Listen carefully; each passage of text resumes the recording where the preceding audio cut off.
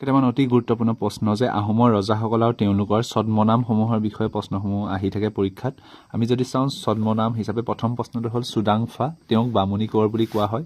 চুহুংমুং দিহিঙীয়া ৰজা, চুকলেংমুং গড়গঞা ৰজা বুলি কয়। চুটিনফা নৰিয়া ৰজা বুলি কয়।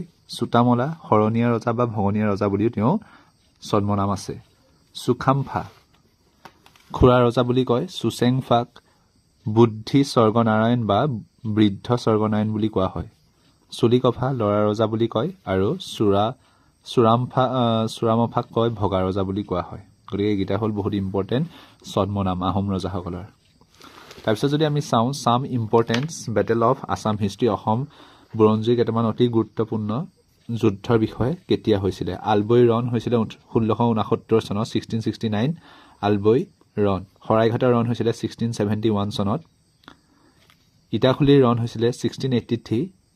মোৱামৰীয়া বিদ্ৰোহ হৈছিলে 1769। দণ্ডুৱা দ্ৰোহ বিদ্ৰোহ হৈছিলে 1795 চনত। আমি যদি চাওঁ মানৰ আক্ৰমণ, প্ৰথম মানৰ আক্ৰমণ হৈছিলে 1817 চনত, দ্বিতীয় হৈছিলে 1819 চনত, তৃতীয় হৈছিলে 1821 চনত। ইং বৰ্মী যুদ্ধ 1824 চনত হৈছিলে। ইং বৰ্মী যুদ্ধ কেতিয়া হৈছিল? 1824 চনত। ফুলগুৰি যুদ্ধ 1861, পথৰুঘাটৰ যুদ্ধ 1894 আৰু আবৰ ৰণ বুলি কোৱা হয় 1919 চনত হৈছিল।